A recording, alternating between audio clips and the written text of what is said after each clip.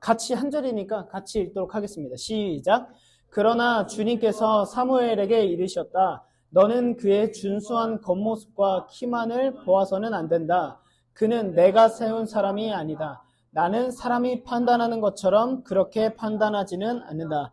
사람은 겉모습만을 판단하지만 나 주는 중심을 본다. 아멘. 우리 이제 다윗 시리즈죠. 위킹이라는 제목으로 다르게 보고 다르게 살라 중심에 대해서 함께 나누려고 합니다.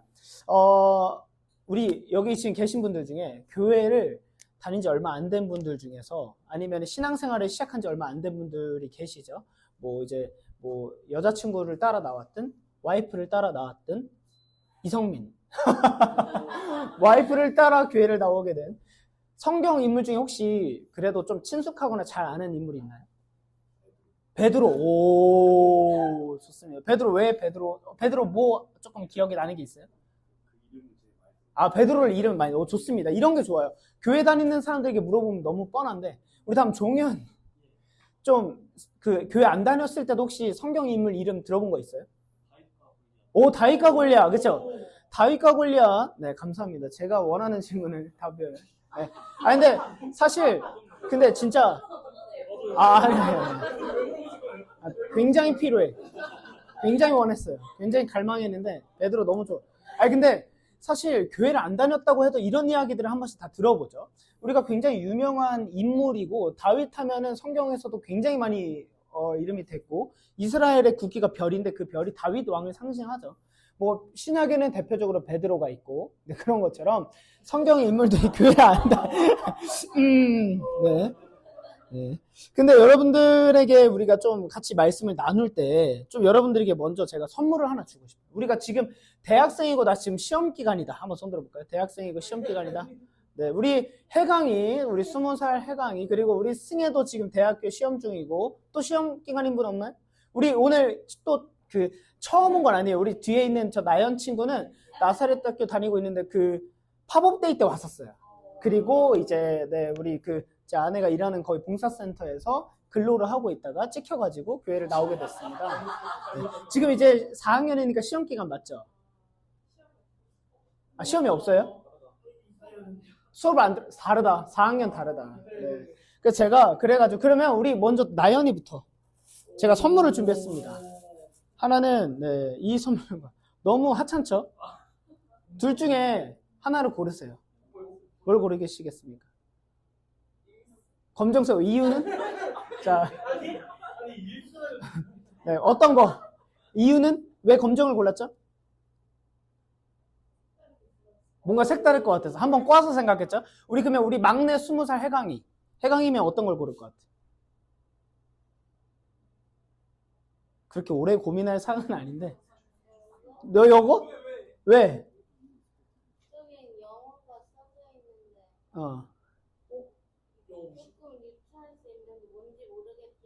네. 다 꼬아서 생각하네? 다 마음이 좀 꼬아져 있어요. 사람들이 좀, 오케이. 이거 쉽게 설명해. 해강아, 이거 올리브영 거예요. 올리브영 거. 그쵸? 자, 이게 약간 이렇게 꼬아서 가기 시작하면 조금 어려워지는데, 보십시다. 자, 봅시다. 제가 지금 뭘 설명하냐면, 이거 올리브영 선물 봉투죠. 그러면 우리 해강이가 이걸 골랐어. 그래서 해강이의 선물을 딱 꺼내서 보여주면은, 야, 올리브영. 이거 한번 까서 한번 보여주세요. 안에 선물이 있습니다. 우리 해강이 시험 기간인데 그래도 예배 빠지면 엄마한테 혼날까봐 열심히 나오고 있는데 박수 한번 주시고 선물 한번 보여주세요. 안에 뭐가 있긴 해요. 와, 하리보 젤리. 우리 나연 친구 이거 가져가시고 한번 안에 뭐 있나 한번 보여주세요. 우리 나연 친구가 검정색 봉다리. 네. 일단 하리보보다는 크죠. 네. 홍삼 원액이. 네. 그 홍삼에서도 좀 진한 좋은 홍삼을 제가 홍삼을 2개를 받았어요. 근데 우리 토니가 저에게 하나 선물해 준 건 아니고 다른 갖고 있는 거를 이렇게 드렸습니다. 그래서 우리 나연이가 좀 해강이가 짠해 보이면 그거 하나 주시면 좋겠다. 네. 그러니까 지금 원치 않으면 2개 다 마셔도 돼 혼자. 우리 20살 해강이가 하리보 하나 갖고 지금 저렇게 슬프게 이렇게 잡고 있는데 줄 수 있으면 좋겠습니다. 지금 뭘 말하고 싶은 거예요? 사실 우리는 겉과 속을 우린 다 알지 못하죠. 예를 들면 우리가 흔히 그런 걸 많이, 겉바속촉 이런 얘기 많이 하죠. 겉바속촉. 겉바속촉이 왜 중요하죠? 겉은 바삭해요. 그래서 바삭한 식감을 즐기는데 안에는 뭔가 육즙이 흘러나온다든가 촉촉한 맛을 이어갈 수 있을 때 우리는 최고다 하죠. 근데 반대로 겉촉 속바. 그건 뭐죠? 겉은 막 흐물흐물해서 막 입에 넣기 드시는데 먹었더니 안에가 막 까다닥거려요. 그러면 좋은 스테이크나 빵이나 좋은 게 아니죠. 근데 우리가 뭔가를 판단할 때 우리 인간이라는 존재는 겉표면밖에 볼 수 없는 사람이라는 거죠. 네, 저는 목사이기 때문에 이 자리에 있기 때문에 웬만해서는 왠지 뭐 성경도 잘할 것 같고 착해 보이고 또 성품도 좋아 보이고 반응이 조금 아니야 아씨 제일 나빴다 진짜. 그러니까 우리는 겉모습만 보고 사람들을 판단할 수 없다라는 거죠. 근데 우리는 다 많이 당해봤습니다. 우리 한때 유명했던 그 질소 과자를 샀죠. 우리는 돈을 요즘에 여러분 제가 진짜 제일 놀랐던 게 있어요. 편의점을 가는데 이 아이스크림 포도 이거 뭔지 아세요? 짜서 폴라포 아시죠? 폴라포가 2,500원이에요. 나 진짜 깜짝 놀랐어. 2,200원? 나 진짜 깜짝 놀랐어요. 저 어렸을 때는 폴라포 300원이었거든요. 네, 옛날 옛적에 호랑이 담배 피던 시절이긴 한데 300원인데 2,200원. 진짜 깜짝 놀랐단 말이에요. 근데 여러분 우리가 과자를 한 2, 3,000원 주고 딱 샀더니 그 안에 우리는 과자를 산 게 아니고 질소를 산 거였다 이러면 3분의 2가 질소고 3분의 1밖에 과자가 없죠. 즉 그런 것처럼 우리는 쉽게 안에 있는 내용물까지 꿰뚫어봐서 판단할 수가 없습니다. 그래서 우리는 속기도 하죠. 수박을 고를 때 색이 선명하면서 검정색 선이 선명하면서 꼬다리가 이렇게 뭔가 돼지 꼬리처럼 이렇게 돼 있고 약간 여기 점이 작을수록 맛있는 수박이래요. 근데 제가 그 유튜브에서 그걸 보고 골랐는데 안에가 상해 있었어요. 그러니까 즉 우리는 뭐냐면 겉모습만 보고는 온전히 다 알 수 없다는 거죠. 우리는 그런 한계를 지니고 있다는 거예요. 오늘 말씀에 보면 이 사무엘상 16장 말씀은 어떤 상황이냐면 저번 주에 누구에 대해서 우리가 다뤘죠? 사울 왕에 대해서 배웠죠. 사울은 하나님께서 이제 어떻게 하셨습니까? 하나님께서 세우셨던 사울은 결국 버림받았죠. 심지어 하나님께서 사울 왕을 세운 걸 내가 후회한다. 와, 진짜 가장 비참한 그런 얘기를 당했습니다. 그러고 나서 이제 사울 왕이 끝나고 나서 하나님께서 이제 사무엘에게 새로운 사람을 세우겠다. 즉 16장은 어떤 기점에 있냐면 끝난 왕국과 새롭게 시작하는 왕국의 교차점에 있어요. 그러면 사울 시대는 끝났는데 그 사이에 하나님께서는 무엇을 하고 계셨을까? 사울 왕은 이제 끝났습니다. 근데 끝났다고 하나님께서 바로 버리셨는가? 아니면 그 이후에 어떤 일이 일어났는가를 함께 말씀을 통해 보도록 하겠습니다. 1절 말씀인데요. 1절 말씀 한 번만 넘겨주세요. 네, 같이 읽어주시면 감사하겠습니다. 시작!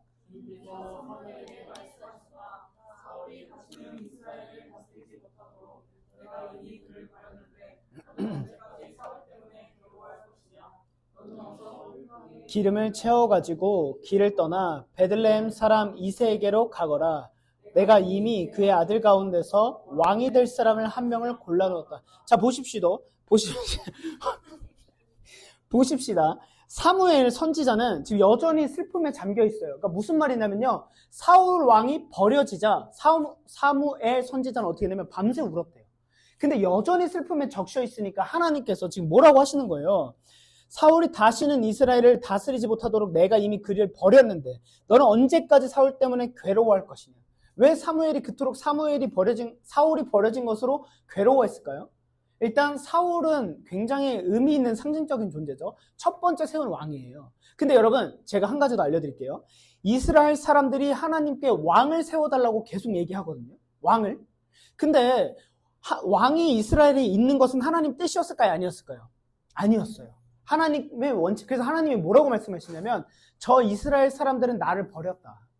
내가 이미 왕인데 왕인 나를 말고 인간의 왕을 세워달라고 얘기를 하는 거예요. 근데 하나님께서 나를 버렸다라고 안타까우면서 씁쓸해하시는 마음을 두시고 사람들의 말을 따라주세요.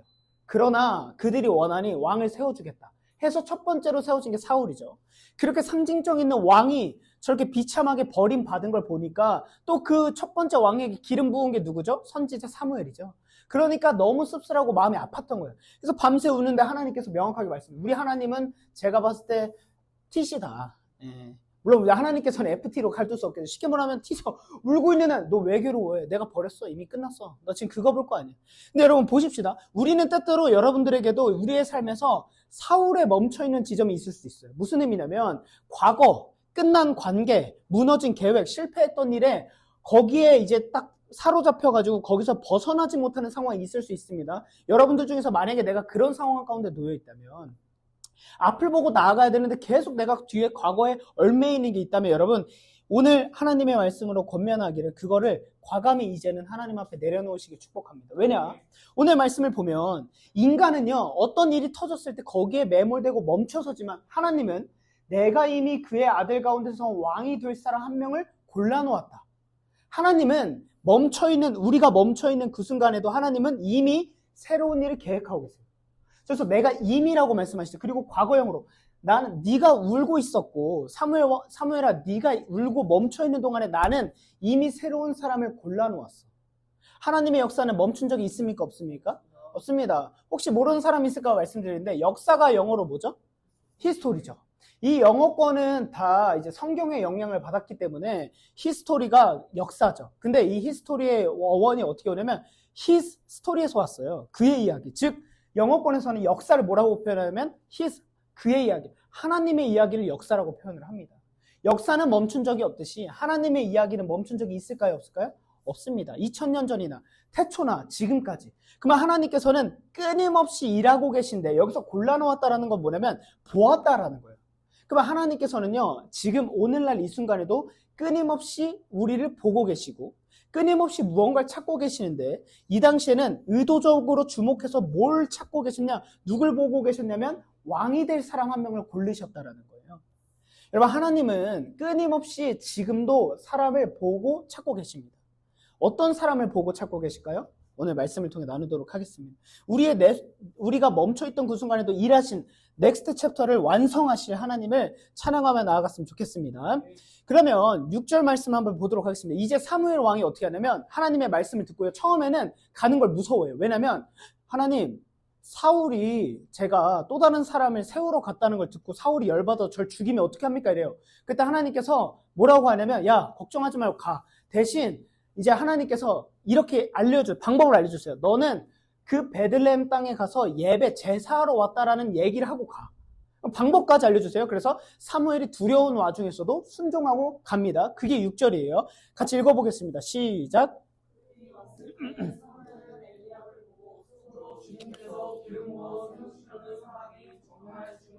나와 섰구나 하고 생각할. 자, 베들레헴의 이세라는 집안으로 갑니다. 이세가 아버지인데 거기에 집안으로 가는데 아들들이 여러 명이 있어요. 근데 하나님께서 이 중에서 왕을 세울 사람이 있다라고 하셨으니까 딱 보는데 첫째 아들 딱 봤어요. 엘리압인데 키가 엄청 크고 잘생겼어.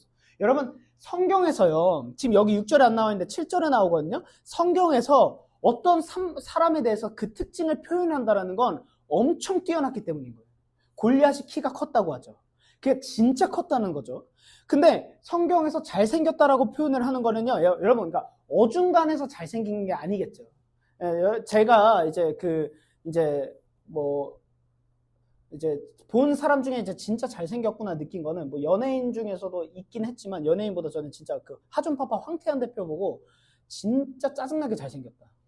그러니까 제가 알았어요. 잘생김의 기준은 뭐냐면, 그러니까 진짜 죄송한 표현인데, 저희 중에서는 좀 잘생겼다는 표현을 하기가 좀 어렵다. 저를 포함. 왜냐면 잘생긴 사람은 제가 그때 안 게 뭐냐면, 빈 공간이 없어요. 그러니까 무슨 말이냐면, 예를 들면, 괜찮아 보이는 사람도 약간, 이러면, 약간 좀 이상할 때가 있거든요? 근데, 아니, 이 양반은 저보다 형이 한 살 많은데, 막 이렇게 약간 피곤해가지고 막 이렇게 입 벌리고 자고 있는데도 잘생긴 거야. 좀 짜증나더라고요. 그때 알았어. 잘생긴 건 저런 거구나. 빈틈이 없다. 키도 너무 커. 저는 한 6, 7발자국 가야 되는데 세 걸음이면 거기 가는 거 보고 또 짜증나더라고요. 하나님 불공평하시다. 근데 여러분 보세요. 이 엘리압은요. 뭐라고 표현이 되냐면 준수한 겉모습, 즉 잘생긴 겉모습과 큰 키래요. 큰 키를 가졌대요. 그러니까 어느 정도냐면 우리 영화의 대사처럼 왕이 될 상이었던 거예요. 왕이 될 상. 잘생겼고 키도 크고 남자답게 딱 있으니까 사무엘이 홀릴 정도예요. 아, 얘가 왕이 될 애구나. 지금 그랬죠. 근데 하나님께서 뭐라고 말씀하시냐면, 근데 여러분, 엘리압에 대한 표현이 이렇습니다. 준수한 겉모습과 큰 키를 가졌다라고 되어 있는데, 키가 크고 잘생겼다 하면 어떤 인물이 떠오르지 않습니까? 실패한 왕 누구죠? 사울. 저번 주에 사울에 대해서 나눴을 때도 사울도 똑같이 표현되어 있었어요. 키가 남들보다 머리 하나가 더 크고 이스라엘에서 가장 잘생겼다. 근데 그 왕도 실패했죠. 그러면서 지금 사무엘이 딱 이렇게 홀렸을 때 얘가 왕이 될 상이구나 했을 때 7절에 하나님께서 단호하게 말씀하십니다. 7절 넘겨주세요. 읽어보겠습니다. 시작. 그러나 주님께서 사무엘에게 이르셨다. 그는 그의 준수한 겉모습과 큰 키만을 보아서는 안 된다. 그는 내가 세운 사람이 아니다. 나는 사람이 판단하는 것처럼 그렇게 판단하지는 않는다. 사람은 겉모습만을 따라 판단하지만 나 주는 중심. 자, 우리 솔직히 봅시다. 여기서 연애를 안 하는 분에게 물어보겠습니다. 우리 민성이 여자 볼 때 어디 봐요?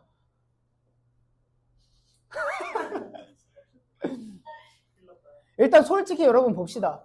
여자건 남자건 일단 저 외모 안 봐요 해도 그건 무슨 의미냐면 진짜 얼굴 안 본다는 게 아니라 내가 조금 덜 신경 쓰는 외모 정도가 있다라는 거지 진짜 외모를 안 본다는 거 아닙니다. 그 다 뻥이에요. 저는 제일 어이없는 거 여자 연예인 분들께서 저 이상형 누구예요? 저는 그냥 뭐 성격 외모 안 봐요. 뭐 예를 들면 뭐 괜히 이상한 뭐 강호동 씨요, 막 이상민 씨요. 결혼할 때 보니까 아니더만. 재력과 외모 다 갖춘 사람. 보통 우리는 겉모습을 보고, 여러분, 저는 성격 봐요. 외모가 마음에 들어야 그 사람의 성격도 보게 되는 거지. 외모가 시작이 안 되면 거의 어떻게 됩니까? 성격도 보지 않습니다. 보통 그런 경우가 많죠. 즉 뭐냐면 사람이 판단하는 모습은요, 보통 보여지는 것들이 다 합니다. 뭐 외모. 그리고 또 하나 뭐가 있을까요? 스펙. 약간 좀, 외모는 내 이상이 아닌데, 저 사람이 스펙이 엄청나네. 영어도 진짜 잘하고 뭐 명문대 나왔고 앞으로 미래가 창창한 뭐 학과고 이러면 관심이 가죠. 능력 뭐 아니면 그 사람이 인플루언서예요. 팔로워 수 이런 걸 보고 우리는 사람에 대해 판단합니다. 근데 하나님께서 보시는 기준은 뭘 본다고요? 마지막에 주는 중심 하나 딱 보신대요. 여러분 우리에게 엄청난 소망인 줄 믿습니다. 하나님께서 우리의 다른 걸 안 보신대요. 제 성적 안 보신대요. 제 키 안 보신대요. 뭐 다른 거 다 안 보신대요. 하나님께서 보시는 거 딱 하나인데 중심만을 보신대요. 여러분 하나님께서 보시는 기준은 다른 세상의 그 많은 것 중에 딱 하나밖에 없다는 거예요. 즉 우리의 가장 본질을 보신다라는 거예요. 여러분 우리도 사람을 보거나 판단할 때 현대판 엘리압과 사울처럼 겉으로 보여지는 것으로 판단하지 않기를 축복합니다. 교회라는 공동체는요, 어떤 공동체여야 하냐면 누군가 새로 왔거나 어떤 사람이 왔을 때 그 사람의 겉모습으로 판단을 하는 것이 아니라 그 사람과 친해지고 알아가고 교제하고 교감해가면서 자연스럽게 주 안에서 하나된 형제자매가 되는 게 중요한 거예요. 근데 어떤 교회가 고인 교회가 되고 썩냐라고 표현을 하면은 그 교회 안에서 끼리끼리가 형성되는 교회는 제일 위험한 거예요. 그런 교회에서는 있어서는 안 됩니다. 우리 교회는 이제 청년들이 다죠. 다 청년들이죠. 다 청년들이다 보니까 우리는 좋은 점은 뭐냐면 아직 끼리끼리가 없어요. 교회가 시작한 지 1년도, 개척교회는 1년도 안 됐기 때문에 끼리끼리가 없어요. 그것은 뭐냐면 우리는 이 안에서도 서로 친해지기가 너무 좋다라는 거겠죠. 서로 친밀해질 수 있다라는 거겠죠. 이 안에서 나도 같이 소속되기가 좋다라는 거겠죠. 얼마 전에 이제 어떤 교회에 대한 인터뷰 이런 영상을 봤어요. 그 교회는 요즘에 서울에서 엄청 핫하고 잘 나가는 교회, 크고. 근데 거기 아래 댓글에 뭐래냐면 나 이 교회 다니는데 실제로는 진짜 깊이 친해지기는 어려운 교회인. 이렇게 와, 그 댓글이 크고 이거 멋있는 걸 떠나서 너무 저는 목사로서 우리 교회가 그렇게 되면 어떡하지? 걱정이 되더라고요. 여러분 교회는 모두 다 주 안에서 다 평등한 줄 믿습니다. 하나님께서는 여러분들의 중심 하나 보시고 하나님께서는 여러분들 한 사람 한 사람을 너무나도 귀하고 존귀하게 여기십니다. 성적, 학벌, 외모, 키 다 안 중요합니다. 하나님은 여러분들이 이 자리에 예배하러 나왔다면 어떤 마음의 중심으로 예배하러 나왔는가를 보시고 하나님께서 보시기에 사랑스럽게 예배를 드리고 있느냐 아니냐 이 차이겠죠. 그래서 지금 우리는 그런 겉을 봅니다. 그러나 하나님은 겉보다 속을 보십니다. 하나님은 수박을 고르실 때 절대 실패할 일이 없어요. 우리는 때때로 사람을 고를 때 우리도 실패합니다. 괜찮은 줄 알고 연애를 했는데 알고 보니까 이 사람이 진짜 이상한 짓을 해. 나 안 좋은 사람이었네? 야, 헤어져야 돼. 잘 헤어졌다. 근데 하나님은요, 사람을 고를 때 실패할 일이 있으세요? 중심을 보니까 실패할 일이 없으시죠? 하나님은 결과를 보지 않으십니다. 저 사람 뭘 했대? 저 사람 인플루언서래. 저 사람 뭐가 됐대. 그걸 보지 않으시고 하나님은 그 과정과 중심을 보신다. 하나님은 실패할 일이 없으시죠. 겉으로는 완벽해 보이는데 속은 텅 비어있고 하나님이 없으면, 아니면 자기 뜻대로 살아가면서 자기 욕심과 욕망만을 위해 살아간다고 하면 뭐가 좋겠습니까? 제일 비참한 인생은 이걸 것 같아요. 저도 결혼을 해서 아내랑 살아가고 있는데, 결혼을 했는데 막상 결혼을 해서 보니까 여러분, 결혼이랑 연애 때는 또 완전히 다르거든요. 많이 달라요. 근데 연애 때 보던 장점이 결혼하고 나니까 단점이 될 수 있다는 거죠. 저는 제일 공감한 게 어떤 그 여자 연예인이더라고요. 이런 얘기를 하면서 연애 때는 이 사람이 내가 하자는 대로 다 했대요. 그래서 그게 너무 좋았대요. 야야, 뭐 갑자기 이제 이분은 되게 이제 즉흥적이고 하고 싶은 게 많아요. 그래서 우리 한번 클라이밍 해보자. 장비를 다 사요. 클라이밍 따는데 한 번 하고 재미없어. 아, 우리 하지 말자. 그러면 또 남자는 그냥 우리가 장비 샀잖아. 계속 해보자가 아니라 알았어. 너무 좋더래요. 너무 좋은 장점이었대요. 근데 결혼을 하고 나니까 그 우유부단함이 엄청난 단점이더래요. 내가 애기 봐야 돼가지고 여보 밥 뭐 시킬지 정해줘. 그거 하나 못 정하고 있대요. 너무 화가 나서 대판 싸웠대요. 연애 때 장점이 결혼할 때 단점이 될 수 있다는 거죠. 이런 것처럼 왔다. 즉 우리는 겉으로만 보고 판단할 수 없을 뿐만 아니라 우리가 바라보는 시야는요, 실패투성일 수밖에 없다는 거예요. 우린 겉밖에 못 보니까. 여러분, 사람에게 집중돼서 사람에게 사랑받으려고 살아가시지 않길 바랍니다. 이것도 정말 비참한 인생이에요. 왜냐면 사람의 관심과 사랑으로 나의 자존감을 채우려고 하고 하면 어떻게 되는 줄 아세요? 점점 비참해져요. 왜냐면 나를 잃어. 이 사람은 이런 사람을 좋아하니까 이 사람한테 이렇게 맞췄다가 이렇게 맞췄다가 이렇게 그러니까 나를 잃어가요. 나라는 사람은 어떤 사람이지? 너무 비참해지고 인생이 피곤해집니다. 여러분, 사람이 아닌 하나님께 주목받는 인생 살게 주님의 이름으로 축복합니다. 첫째, 엘리압 하나님이 아니라고 했어요. 노. 둘째, 아비나답이 딱 옵니다. 아비나답 딱 봤는데 하나님이 노. 셋째, 삼마가 옵니다. 그 삼마도 딱 왔는데 노. 나머지 자식들은 이름도 안 나와요. 다 노래요, 하나님. 그러니까 지금 사무엘은 명확하게 들었잖아요. 하나님께서 이세 가문의 아들 중에 왕이 될 사람을 뽑으셨다고 했는데 아무도 없으니까 사무엘이, 하나님이 거짓말 할 일이 없으니까 이세에게 물어보죠. 아니, 하나님이 지금 다 아니래요. 다 아니랍니다. 지금 근데 누구 없습니까? 이렇게 물어봐요. 그랬더니 하나님은 어떤 자를 주목하시고 뽑으시는가를 보았으면 좋겠습니다. 11절 말씀입니다. 같이 읽어보겠습니다. 시작.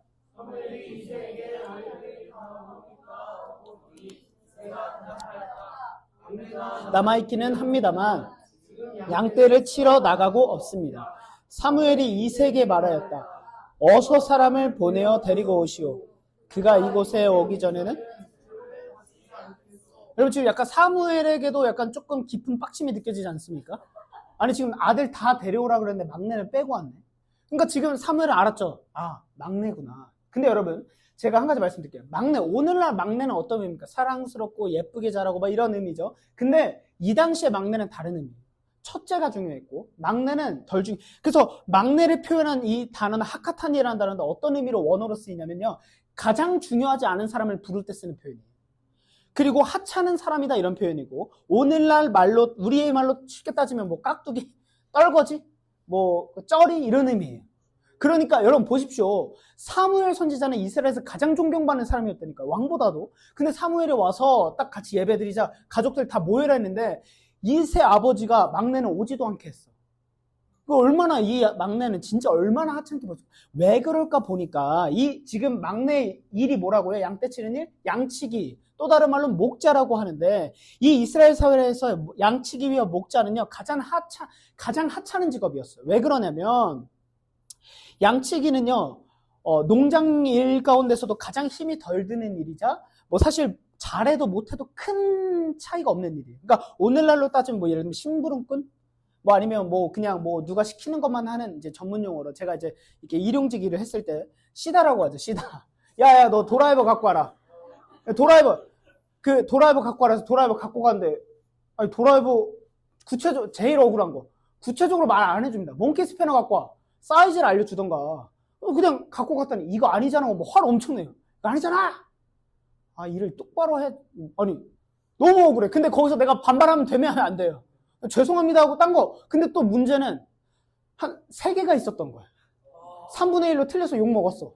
이제 갑자기 손이 떨리기 시작하네. 야, 잠깐만, 이거 어떡하지? 막 눈치를 살피는데 빨리 갖고 와. 내가 지금 생각하면 내가 어리석었어. 3개를 다 갖고 갔어야 되는데 나는 왜 하나에 꽂혀가지고 원래 사람이 긴장하면 이상한 실수하는 거 알죠? 제가 바보라 그런 거 아니에요. 진짜 너무 그래서 벌벌 떨다가 왼쪽 오른쪽 하다가 아니야 모르겠다. 왼쪽 딱 잡고 갔는데 이것도 아니야. 그때 여러분 사람이 이럴 때 자존감이 무너지잖아요. 나 이것도 못하나? 여러분 지금 다윗은 그런 존재인 거예요. 아무 쓸모가 없는 거예요. 무시받는 사람이었던 거예요. 근데 하나님께서 이 다윗을 딱 봤는데 이새가 이제 살아나면서 딱 다윗을 봤는데 다윗의 외모가 나와 있습니다. 12절 말씀 보여주세요. 이거 안 넘어가네요. 자, 사랑을 보내어 막내 아들 데려왔다. 그의 눈이 아름답고 외모가 준수한 홍안의 소년이었다. 이거는 뭐냐면요. 사울이 특별했다를 가리키는 게 아니에요. 사실 우리가 그동안 들었던 설교에서는 어떻게 표현하냐면 다윗은 딱 한눈에 뭔가 엄청나게 아름답고 하나님의 사람인 것 같았다 이렇게 해서 아니에요. 이건 뭐냐면 그냥 딱 사무엘이 객관적으로 다윗을 딱 봤을 때 나타난 특징인데 뭐냐면 그냥 얼굴이 빨간 그냥 귀여운 소년이었다는 거예요. 귀여운 소년. 그냥 얼굴이 붉은 그러니까 홍조가 있었나 봐요, 얘가. 근데 그럴 만한 게 항상 밖에서 양이나 치고 있고 땡볕을 맞으니까 그러지 않았겠습니까? 얼굴이 근데 이 사람에게 막내 가장 하찮은 집안에서 무시와 멸시당하는 쩌리와 같은 다윗에게 하나님께서 이렇게 말씀하십니다. 바로 이 사람이다. 어서 그에게 기름을 부어라. 하나님께서 지금 사무엘에게 재촉하세요. 너 지금 빨리 얘한테 기름 부어. 당장. 근데 지금 다윗은요 진짜 아무것도 아니었다니까요. 가장 눈에 안 띄고 있어도 없어도 모르는 줄. 마을에 축제가 일어나도요 다윗은 안 불렀다니까요. 그러다가 다윗이 있으면 야 빨리 밥이나 먹어. 이런 존재였다니까. 근데 하나님께서 재촉하십니다. 어서 당장 다윗에게 기름을 부어라. 여러분 다윗은요 뭐가 특별했을까요? 왜 하나님께서 다윗을 고르셨을까요? 저는 여기서 한 가지 이 말씀 드리고 싶습니다. 여러분들을 살아가는 일상을 사랑하십니까? 직장인은 직장, 뭐 학생이면 학생, 학교, 뭐 취준생이면 취업을 준비하는 과정, 뭐 그런 모든 과정을 다 사랑하십니까? 저는 이제 보면서 저는 제 일을 사랑해요. 저는 제 일에 너무나도 보람과 만족을 느껴요라고 많은 분들을 많이 못 본 것 같아요. 네. 근데 여러분 왜 하나님께서 이 다윗을 골랐을까라는 걸 살폈을 때 하나가 뭐냐면 이스라엘에는 어떤 왕이 필요했냐면 목자와 같은 왕이 필요했던 거예요. 사무엘처럼 키 크고 잘생기고 멋진 왕이 아니었던 거예요. 목자와 같이 여러분 양의 특징이 뭔지 아십니까? 시력이 안 좋아요. 그래서 정말 3m 앞에 3m 길면 5m까지 못 본대요. 이게 전부래요. 그러니까 그래서 양은 특징이 뭐냐면 내 앞에 보이는 것만 쫓아가요. 그래서 어떻게 되냐면 양의 특징을 보면은 두세 줄로요 이렇게 그 소풍 가듯이 애들이 이렇게 사람을 이게 앞에 양만 쫓아가요. 그러면 그 맨 앞에서 양을 인도하는 게 바로 양치기인 거예요. 일로 따라오라고. 근데 양들이 또 이렇게 가다가 앞밖에 못 보니까 시야에서 다른 양이 벗어나면 혼자 딴 데로 가고 있는 거예요. 계속. 그러면 양치기가 어떻게 합니까? 걔를 치는 거예요. 너 거기 아니야. 빨리 이쪽으로 다시 돌아와. 이렇게 이끌어주는 게 목자의 역할인 거예요. 왕이 되는 게 아닌 거죠. 그렇죠? 왜냐면 사실 봅시다. 이스라엘이라는 왕국의 진정한 왕은 누구에게 있어요? 하나님이시죠. 그러면 인간의 왕이 할 역할은 뭐예요? 바른 길로 인도만 해주는 거죠. 거기 아니야. 일로 와. 너 지금 잘못 가고 있어. 일로 와. 너가 지금 뭔가 신앙에 문제가 있는 것 같아? 일단 예배부터 잘 회복하자. 아무것도 안 해도 돼. 다시 기본부터 시작을 하는 거야. 우리 성경 말씀 한 장이라도 읽어보자. 하루에. 기도 5분이라도 해보자. 이런 인도해주는 역할이 필요했던 거예요. 다윗이 그게 필요했대요. 근데 여러분 보십시오. 다윗은요. 자신의 일상에 최선을 다하는 사람이었어요. 여러분 소문이 났어요. 사무엘이 온다라는 걸. 그래서 사무엘이 그 베들레헴으로 간다고 하니까 베들레헴에 그 원로 할아버지들이 와서 벌벌 떱니다. 사무엘이시오 무슨 일로 오셨습니까? 왜? 여러분 생각을 해보세요. 저는 연소하니까 그러지만 만약에 여러분들이 대형교회 담임 목사님이 있다고 쳐요. 근데 대형교회 담임 목사님이 딱 널 지목하면서 승희야 나랑 밥 한번 먹자. 갑자기 두려워요. 왜냐면 대형교회 담임 목사님은 왠지 날 꿰뚫어 볼 것 같고 나의 모든 게 다 드러날 것 같고 막 두렵지 않습니까? 사무엘은 하나님의 말씀을 그대로 들어서 말을 하는 선포자, 예언자라는 게 얼마나 무서웠겠어요. 그런 상황이니까 소문이 다 났다고요. 근데 다윗은요, 아버지가 부르지 않으니까 사울 왔으니까 제가 가야죠. 아니에요. 그냥 날 부르신 자리에서 최선을 다했어요. 그럼 여러분들에게 묻겠습니다. 여러분들은 여러분들의 일상에 최선을 다하고 계십니까? 여러분들이 있는 그 자리를 사랑하십니까? 저는 그러길 소망합니다. 저는 이제 나사렛 대학교 나왔죠. 나사렛 대학교 그리고 나사렛 대학교 신학대학원을 나왔습니다. 저는 뭔가 제가 잘하고 특별한 건 아닌데 되게 사랑했어요. 저는 이런 게 있었어요. 뭔가 이상한 자존감 같은 건데 나는 서울대보다 나대가 더 좋은데? 약간 이런 게 있었어. 그래서 왜요? 막 다 이상하게 보잖아요. 왜냐면 보세요. 서울대는 이미 우리나라의 제일 똑똑한 애들을 졸업시키는 학교고, 나사렛 대학교는 이제 그 정도는 아닌 우리들을 정말 가장 훌륭한 학생으로 만들 수 있는 학교가 더 좋은 학교 아니겠습니까? 그래서 약간 내가 증명하면 되지. 약간 이런 이상한 게 있었어. 내가 나대 나와서 훌륭한 사람 돼가지고, 대학교가 뭐가 중요하냐. 그리고 내가 그런 학생들에게 뭔가 더 잘 전하면 되지 않아? 막 약간 이런 게 있었단 말이에요. 전 사랑했습니다, 학교를. 여러분들이 있는 학교, 직장, 일터를 사랑하시기 바랍니다. 왜냐면 그 학교의 네임밸류 이런 거 하나도 안 중요합니다. 여러분, 우리 지금 이 대한민국뿐만 아니라 여러분들이 사는 이 세상에 결국 왕은 누구시라고요? 하나님이세요. 이름, 학벌, 학과 아무것도 안 중요해요. 하나님이 다 왕이세요. 그러면 그 부르신 그 자리에서 최선을 다하는 사람을 하나님 보신다니까요. 그게 다윗이었습니다. 일상이 중요해요. 여러분 하나님께서 여러분들을 훈련하시는 공간은 일상입니다. 다윗은 그곳에 최선을 다했어요. 그러면 좀 더 자세히 보도록 하겠습니다. 다윗이 도대체 왜 선택을 받았을까? 아니면 다윗은 언제 선택을 받았을까요? 골리앗을 쓰러뜨렸을 때 아까 얘기했듯이? 아닙니다. 한번 보도록 하겠습니다. 시편 70편 보도록 하겠습니다. 70절, 78편 70절 읽어보겠습니다. 시작. 주님의 종 다윗을 선택하시되 양의 우리에서 일하는, 보십시오. 하나님이 다윗을 언제 뽑으셨냐면 특출나고 대단하고 했을 때 선택한 게 아니에요. 그냥 양치기였을 때 뽑으셨대요. 양치기였을 때. 그렇구나. 다윗은 완전히 아무것도 아닐 때 여러분, 이 말씀이 우리에게 주는 의미가 뭘까요? 여러분, 하나님은 여러분들을 선택하시고 사랑으로 구원하셨습니다. 그래서 여러분들은 더 이상 죄의 종노릇하는 죄의 노예가 아니라 하나님의 종이자 하나님의 백성이 되었죠. 그러면 하나님께서 여러분들을 언제 선택하셨습니까? 여러분들이 대단한 일을 해서요? 여러분들이 하나님의 영광을 높입니다 해서요? 전교 1등을 해서요? 아니에요. 여러분들이 아무것도 아닐 때 여러분들을 선택하셨고 여러분들을 부르셨습니다. 그리스도인으로. 하나님의 사랑을 여러분들이 아무것도 아닌데 부르셨습니다. 그걸 신약 성경에서는 우리가 아직 죄인 되었을 때 그리스도께서 나를 위하여 죽으심으로 하나님 아버지의 우리에 대한 자기 사랑을 확증하셨느니라 말씀하시는 거예요. 하나님은 여러분들을 아무것도 아닐 때 막내와 같은 하찮은 자, 세상에서는 너 지금 사회적 기능하는 게 뭐가 있어? 너가 세금을 뭐래?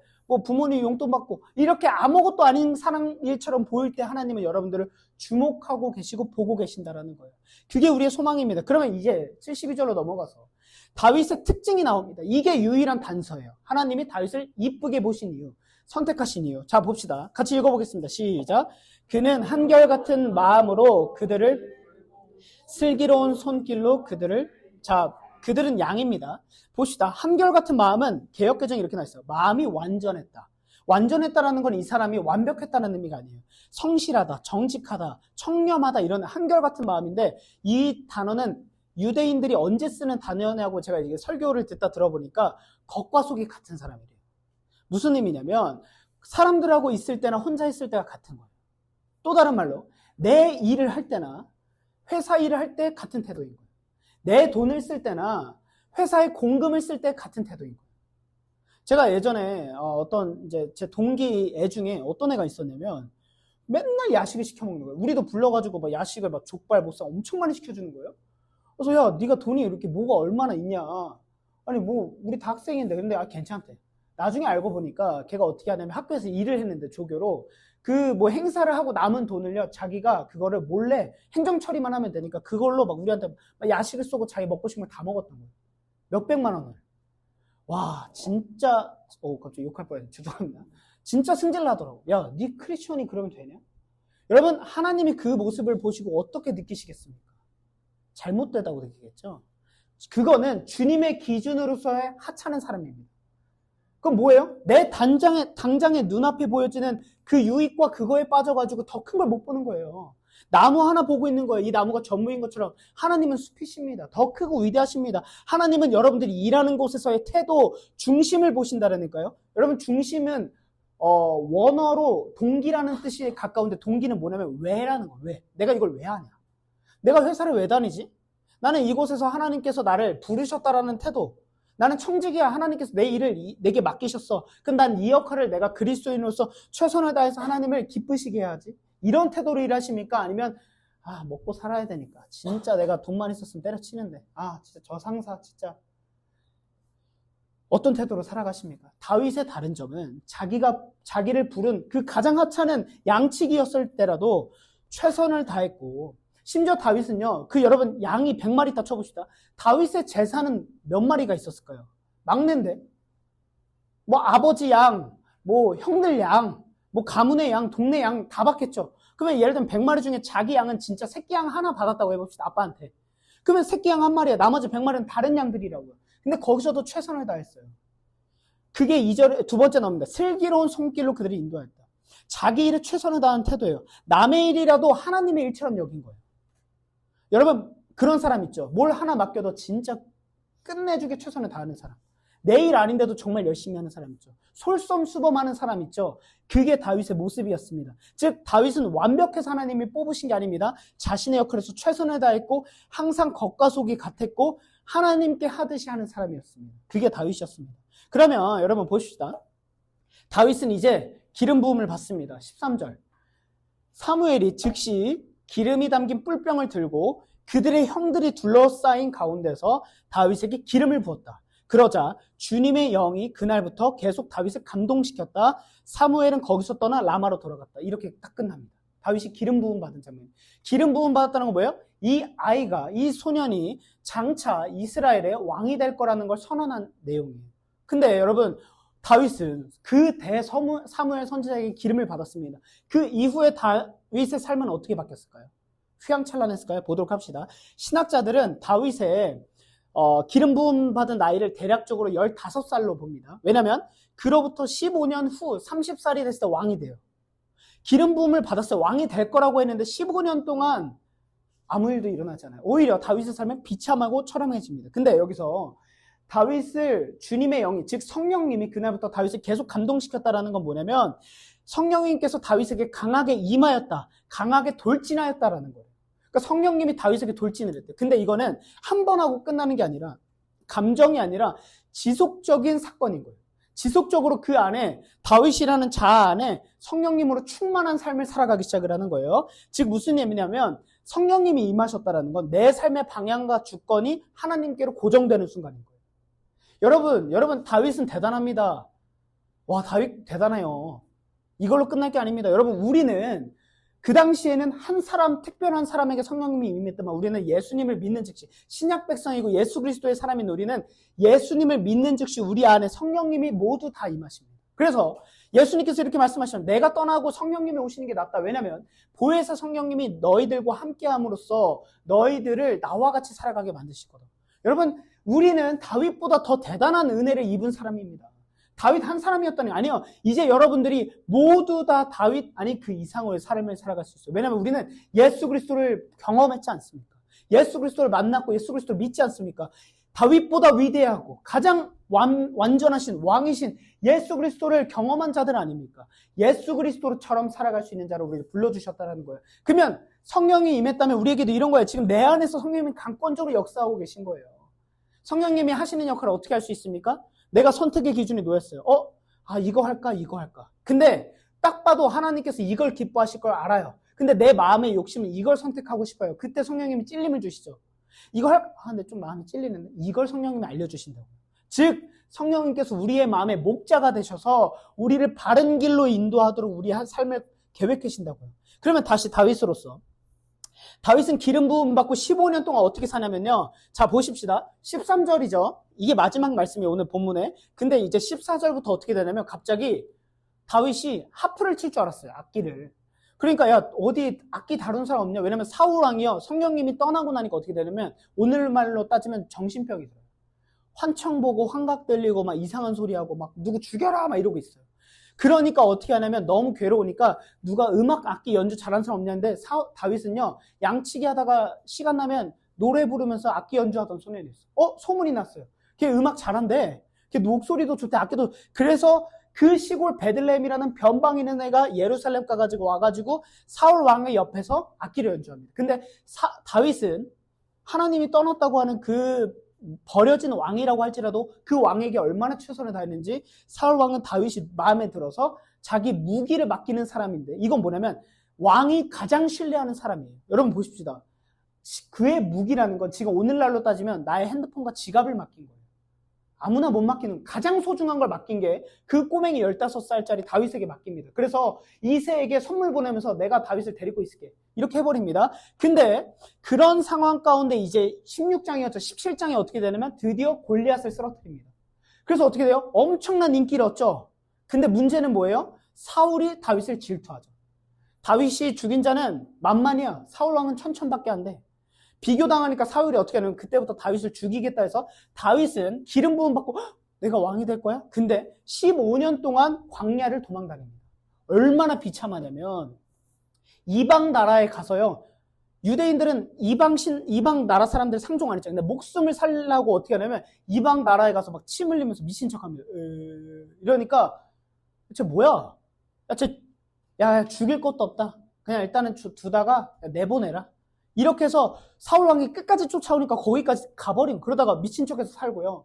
동굴에 가서 막 이렇게 죽을 듯이 막 이렇게 있고요. 또 한 번은 어떻게 사냐면 광야에 아무것도 없는 황무지에서 그 진짜 우리나라로 하면 노숙하면서 살아요. 다윗이 15년을요. 아니 우리 입장에서 그랬죠. 하나님 나를 선택했다면서요. 날 기름 부음하셨다면서요. 근데 내 삶은 왕이 뭡니까? 가장 하찮은 진짜 아니 이스라엘에도 이렇게 사는 사람 양치기 때가 좋았습니다. 할 정도로 가장 비참하게 산다니까요. 즉 우리나라로 따지면요. 서울에 있다가 죽이고 나서 쫓겨나가지고요. 뭐 저 고성, 뭐 강원도, 뭐 DMZ까지 갔다가 뭐 다시 뭐 여수, 순천, 뭐 통영 이런 데까지 도망쳐 사는데 사울 군대 3,000명이 다윗을 죽이려고 쫓아다닙니다. 1대 3,000이에요. 다윗 한 명 죽이려고 사울의 무장된 군대 3,000명이 다윗을 쫓아다닙니다. 얼마나 그걸 어떻게 표현되냐면 사막이었으면 모래폭풍이 일었대요. 3,000명이 뛰어다니면 모래폭풍이 일대요. 그러면 다윗은 이따가 갑자기 모래폭풍이 저기서부터 나기 시작하면 두려운 거예요. 그러다가 점점 막 창소리가 들리기 시작해요. 그러면 사울왕의 군대니까 또 도망가는 거예요. 근데 놀라운 게 하나가 있습니다. 다윗은 왕에게 쫓겨서 도망다니죠. 근데 이상하게 다윗에게 사람들이 모이기 시작해요. 다윗이 가족들하고만 도망가거든요. 자기 와이프와 자녀들하고. 근데 도망다니는 다윗이 왜 그런지 모르겠는데 뭐가 특별했는지 모르겠는데 사람들이 붙어서 다윗을 따르는 사람이 다윗은 도망자인데도 따르는 사람이 600명까지 됩니다. 놀랍죠? 100명이 따라 갑자기 막 다니는데 저 다윗과 함께하고 싶어요. 함께하고 싶어요. 100명, 200명, 300명, 600명. 이게 바로 하나님, 성령님이 임한 사람의 특징입니다. 성령님이 임한 사람은요. 대단한 능력을 갖게 되고 대단한 위인이 되고 대단한 훌륭한 사람이 되는 게 중요한 게 아니에요. 뭐가 다른지 아십니까? 자기가 있는 자리에서 최선을 다할 뿐만 아니라 인격적으로나 정서적으로나 날마다 더 훌륭하고 본받고 싶은 사람이 되어갑니다. 왜일까요? 우리가 누구를 닮아갈 수밖에 없기 때문이죠. 성령님이 임하시면 예수 그리스도. 가장 위대하면서 가장 온전하신 예수 그리스도를 우리가 날마다 닮아가면 여러분 누구나 우린 좋은 사람과 함께하고 싶지 않습니까? 그렇게 된다는. 그럼 여러분들 보십시다. 왜 이래? 자, 1년 전에 나보다 지금의 나와를 어떻게 비교해 볼 수 있을까요? 주식이 올랐나? 그 뭐라 그러죠? 그 파란 점이 좋은 건가요? 제가 그 안 해봤죠. 파란 점이 좋은 건가요? 빨간 점이 좋은 건가요? 빨간 게 좋은 거예요? 와, 내 주식은 다 파란색이야. 막 이런 걸로 자신의 삶을 하찮아하시겠습니까? 슬퍼하시겠습니까? 네. 아니면 내가 작년보다 자격증을 많이 땄나? 작년보다 뭐 월급이 올랐나? 뭐 성과를 더했나? 이런 걸로 이건 여러분 현대판 엘리압 사울을 따지는 거예요. 이걸 볼 게 아니라 내가 그리스도인이라면 날마다 우리는 발전하는 성령님이 강하게 임한 사람이잖아요. 그럼 어떻게 되냐면 작년보다 내 마음의 두려움이 좀 적어졌나? 작년보다 내가 순종을 조금이라도 하나라도 더 해보려고 하나? 작년보다 성경을 조금이라도 더 읽었나? 작년보다 더 많이 웃고 더 많이 기뻐했나? 작년보다 돈을 나만을 위해 쓰는 게 아니라 내 주변에 있는 사람들에게 밥이나 커피 사주는데 작년보다 조금 더 쓰기 시작을 했나? 자기 연민과 자기 기만에서 조금씩 벗어나고 있나? 나와 함께하는 사람들이 즐거워하고 기뻐하느냐? 이거를 초점 맞추셔야 된다라는 거예요. 이게 그리스도인의 삶입니다. 그리스도인은 안 믿는 사람들에게도 소망과 기쁨과 희망이 되어주는 존재입니다. 오늘 그걸 말씀하고 계신 거예요. 그러면 여러분, 자 봅시다. 다윗은 기름 부음 받았지만 왕에게 쫓겨나서 15년 동안 쫓겨다닙니다. 거지 행세, 미친 척 하면서 죽을 듯이 살아요. 그런데 놀라운 건 뭐냐면 하나님은 다윗을 기름 부으시고 바로 왕으로 세우신 것이 아니라 왕이 될 준비를 15년 동안, 즉 여러분들로 따지면 15년 동안 여러분들의 일상을 하나님이 만들어 가실 것이라는 겁니다. 그 안에서는 배신도 당할 수 있어요. 그 안에서는 무시를 당할 수도 있어요. 그 안에서는 시험에 떨어지는 경험을 할 수도 있어요. 그 안에서는 눈물 콧물 다 쏟으면서 난 이것밖에 안 되나 자존감이 무너지는 일이 있을 수도 있어요. 다윗도 배신도 당하고 엄청났다니까요. 그 일을 여러분 겪어가실 거라는 거예요. 그러나 그 가정 가운데 성령이 임하는 함께하는 하나님이 함께하는 사람은 그 가정 가운데서 다윗은 딱 하나 달랐어요. 그 가정 가운데서도 하나님을 예배하고 찬양하는 건 멈추지 않았어요. 모두가 너 실패자 이러더라도 막 벌벌 떨고 울면서 나 진짜 나 왜 이래? 내 인생 왜 이렇게 꼬였어? 그런 와중에도 예배할 때 되면 하나님을 예배하고 찬양했어요. 눈물 흘리다가도 하나님 찬양하자 하면 두 손 들고 찬양하는 사람이었다고요. 다윗은. 여러분들에게 그렇게 되길 간절히 축복합니다. 기쁠 때나 골리앗을 쓰러뜨렸을 때나 쫓길 때나 다윗은 여전히 시선이 하나님만을 향해서 하나님을 찬양하는 사람이었습니다. 기름 부음은요, 즉시 영광이 아니라 인격에 준비되는 시간입니다. 여러분들의 일상을 통해서 하나님은 여러분들을 준비해 가실 것입니다. 또 하나, 기다림은 벌이 아니에요. 성품의 성장 시간입니다. 그리스도의 마음을 이해하는 시간입니다. 예수님이 여러분들을 위해서 얼마나 오래 참고 기다려 주셨습니까? 인내해 주셨습니까? 기다림은 성장의 시간이라는 거예요. 자, 이제 말씀을 마무리해 가겠습니다. 여러분, 사람에게 보여주실 것입니까? 하나님께 보여지는 사람이 될 것입니까? 하나님은 여러분들의 중심 하나 보십니다. 너 그거 왜 하니? 아, 하나님, 저는 이 일조차도 하나님께서 저를 불러주셨기 때문에 합니다. 근데 예를 들면 일을 하다가 멈추게 되거나 실패를 경험했어요? 하나님은 보고 계시죠. 어떻게 대답하시겠습니까? 하나님, 저 모두가 다 저보고 너 그러면 안 돼. 너 실패했어 라고 한다고 할지라도 저는 그 가운데 제 중심은 하나님을 향하고 싶습니다. 하나님, 저의 스스로의 이렇게 무너진 것 같은 경험조차도 하나님 저를 붙잡아 주십시오. 아니 여러분, 다윗도 수없이 실패했다니까요. 실패 정도로 여러분들을 정의하지 마시기 바랍니다. 실패해도 됩니다. 하나님께만 실패하지 않으면 됩니다. 괜찮습니다. 시험 떨어져도 됩니다. 하나님께만 넘어서지 않으면 된다라니까요. 오늘 하나님은 그렇게 부르십니다. 그런 사람을 부르십니다. 하나님께 보여지는 사람, 하나님을 따르는 사람, 아무리 괴롭고 눈물과 힘들어도 하나님을 예배하기를 멈추지 않는다면 그걸로 괜찮습니다. 버티기만 해도 괜찮습니다. 자, 여러분 이제 말씀을 마무리해 가겠습니다. 사무엘은 엘리압을 봤죠. 인간의 시선으로. 그러나 하나님은 다윗을 보셨습니다. 사람은 겉을 보지만 하나님은 중심을 보십니다. 다르게 본다라는 건 뭐냐면 세상의 가치와 기준에서 벗어나서 다른 하나님의 시선으로 세상을 보고 내 일터를 보고 내 학교를 보고 나를 바라보는 거예요. 난 틀리지 않았어. 난 괜찮아. 하나님이 함께 하시니까. 난 하나님의 사람이야. 하나님과 함께 할 거야. 눈물을 흘려도 하나님 앞에서 울 거야. 기뻐서 내가 교만해질 것 같아도 하나님 앞에서 기뻐할 거야. 이 태도가 여러분들에게 있길 축복합니다. 나눠 중심의 고백 함께 올려드리겠습니다. 제가 앞에 읽으면 여러분 뒤에 크게 읽어주시면 감사하겠습니다. 나눠 중심의 고백. 우리는 사람에게 보여지는 것보다 우리는 다른 사람과의 비교보다 진심을, 우리는 세상의 시선이 아니라 하나님의 시선으로 다윗은 다르게 살아갔습니다. 그 다른 삶을 선택하고 살아가시고 버티는 여러분들에게 주님의 이름으로 축복합니다. 이제 마지막으로 말씀을 마무리하면서 한 가지 이야기만 하려고 하는데요. 하나님은 여러분들의 지금도 중심을 보고 계십니다. 여러분들의 있는 일터, 학교, 직장, 취업 준비, 교회 등 그 교회 안에서도 신앙생활 안에서도 하나님은 여러분들 중심을 보십니다. 너 예배 왜 드리니? 이걸 물어보시는 거예요. 너 왜 이 자리에 피곤한데 교회 나와 있니? 이제 우리 교회가 점점 세워지면서 여러분들이 하나 두 개씩 뭔가 섬기는 일이 필요할 수도 있어요. 우리 지금 이 리더들이 저랑 토니, 은비, 민성 그리고 소피까지 다 이렇게 미리 준비하고 근데 이제 소피도 출산하러 가게 되면 빈자리가 생기기 시작을 합니다. 우리 토니도 감사하지만 안 감사하지만 건강검진을 다시 받았는데 이제 공익 근무를 하고 있는데 갑자기 거기서 훈련소에서 내보냈는데 다시 검사를 했는데 너무 정상이 됐어. 훈련소로 또 가야 돼. 이게 진짜 얼마나 남자 군대 가본 사람 알아요. 훈련소 2번 진짜 이거 미치는데 또 가야 돼. 4주간 또 교회를 비네? 어떡하지? 우리 교회에 세팅할 사람, 준비할 사람. 그럼 여러분들 점점 여러분들에게도 이제 하나님께서 주어지는 일들이 생길 거예요. 그럴 때 어떤 사람은 이럴 수 있겠죠. 아, 저는 준비 안 됐습니다. 저는 이렇게 준비 안 됐고 힘들어하는 사람들을 시키고 싶지 않습니다. 기쁨으로 할 사람들과 함께 하고 싶습니다. 하나하나씩 세워갈 거예요. 그리고 제가 요청해서가 아니라 하나님께서 여러분들에게 신앙생활을 해갈수록 여러분들에게 거룩한 부담감을 주실 거예요. 왜? 책임이 없이는 우리의 삶에 뭐가 있습니까? 하나님께서 여러분들을 그렇게 세워가실 때 어떻게 대답하시겠습니까? 저는 제 이름이 사실 다비드잖아요. 다윗을 좋아해서 다비드예요. 왜 다비드냐? 데이빗이 아니고 데이빗은 너무 흔하니까.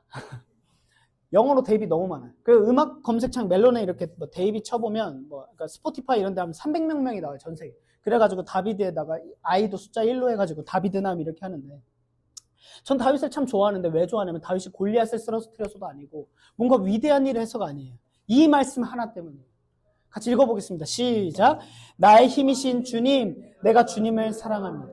여러분, 다윗은 성경의 모든 인물 중에 최초로 하나님께 사랑한다고 고백한 사람이에요. 아담, 하와도 아니었고 아브라함도, 이삭도, 야곱도, 요셉도 아니에요. 여러분들 하나님을 사랑한다라는 고백을 하고 살아가십니까? 하나님 사랑합니다. 이 고백이 어색하지 않으십니까? 우린 죄다 이러잖아요. 하나님, 저 이거 도와주세요. 하나님 이거 한 번만 해주세요. 하나님 저 사랑하신다면서 도와주세요. 근데 다윗은 지금 어떤 상황에 쓰였냐면 죽을 뻔했던 다윗이 하나님의 은혜로 사울왕에서 지금 벗어났어요. 죽을 뻔하다가 살았어요. 하나님, 주님만이 나의 힘이십니다. 나는 아무 힘도 없습니다. 내 생명의 주관자도 하나님이십니다. 내 실패의 주관자, 성공도 하나님이십니다. 주님만이 나의 전부시니 내가 주님을 사랑합니다. 매일 죽을 뻔했을 때도 사랑합니다. 기쁠 때도 하나님 사랑합니다를 고백한 사람이었습니다. 저는 이게 다윗이 너무 부럽고 멋집니다. 저도 이런 사람이 되고 싶어요. 어떤 상황 가운데서도 하나님을 사랑한다. 결국에는 하나님을 사랑하는 사람, 하나님만을 바라보는 사람, 하나님만을 선택하는 사람을 하나님이 찾으십니다. 그게 다윗이고, 현대판 엘리압, 사울이 아니라 하나님은 오늘날 다윗과 같이 하나님을 사랑하고 선택하는 자들을 찾으십니다. 여러분들은 누가 되시겠습니까? 엘리압과 사울을 선택하시면 여러분이 이 땅에서 승승장구하고 잘나 보일 수 있어요. 인플루언서 될 수 있고 돈 많이 벌 수 있고 사장 될 수 있어요. 근데 그게 아니더라도 다윗을 선택하시겠습니까? 하나님만을 사랑하는 이 바보 같은 사람? 저는 이런 사람이 되고 싶습니다. 저는 사실 이 말씀 준비하면서 혼자 기도하다가 많이 울었어요. 왜 기도하다 많이 울었냐면 제가 다윗이라는 사람을 좋아한다고 고백하고 저도 다윗처럼 되고 싶습니다. 하나님, 그 무엇보다 하나님을 사랑하고 싶습니다 라고 외치고 고백했지만 때때로는 제 삶이 그게 아닌 것 같아서 너무 답답하고 제 스스로 너무 속상하더라고요. 하나님만을 제일 사랑합니다 라고 외쳤지만 그렇지 않고 다른 거에 낙심하고 좌절하는 제 모습이 너무 안타스러운 거예요. 저는 우리 나노처치가 뭐 성장하고 커지고 다음 세대가 힙한 교회가 아니라 진짜 하나님을 사랑하는 사람으로 가득 찬 교회 됐으면 좋겠습니다. 하나님께서 이 욕먹는 한국교회 기독교 보시면서 얼마나 안타까우시겠어요. 하나님은 잘못이 없는데 인간들이 잘못해서 하나님 욕먹이고 있잖아요. 이 땅 가운데. 그러면 우리는 다윗과 같이 하나님을 사랑하면 뭔지 아십니까? 세상 사람들도 우리를 보면서 야, 저 사람들은 진짜 다르다. 이게 다윗이었잖아요. 우리의 그 모습으로 여러분들이 있는 그 자리에서 하나님의 사랑을 선언하고 증명해 가시길 소망합니다. 세상의 실패에 두려워하지 마시고 사람들의 손가락질에 두려워하지 마시고 그럼에도 불구하고 하나님을 사랑하고 잘 될 때나 슬플 때나 성공했을 때나 실패했을 때나 그럼에도 불구하고 나의 힘이 되신 여호와여 내가 주를 사랑합니다라고 고백하고 살아가는 여러분 되길 소망합니다. 오늘 제목 리킹입니다. 하나님이 왕 되신 자리에 나의 중심을 다시 올려드리게. 하나님, 주님이 다시 나의 왕이십니다. 근데 그 왕이신 하나님은 내가 가장 사랑하는 왕이십니다. 하나님 나의 전부 되어주시고 나의 모든 사랑이 되어주시옵소서. 이 시간 함께 기도하겠습니다. 하나님, 하나님을 조금이라도 사랑하게 해주시옵소서. 어제의 나보다 조금 성적이 오르고 뛰어나지는 것을 갈망하는 것이 아니라 어제의 나보다 오늘 한 걸음 더 하나님을 사랑하는 사람 되게 해주십시오. 하나님을 조금이라도 알고자 하는 욕망과 열망과 하나님이 나의 전부라는 고백이 나날이 늘어날 수 있도록 함께 해주시옵소서라고 이 시간 함께 기도하며 나아가도록 하겠습니다.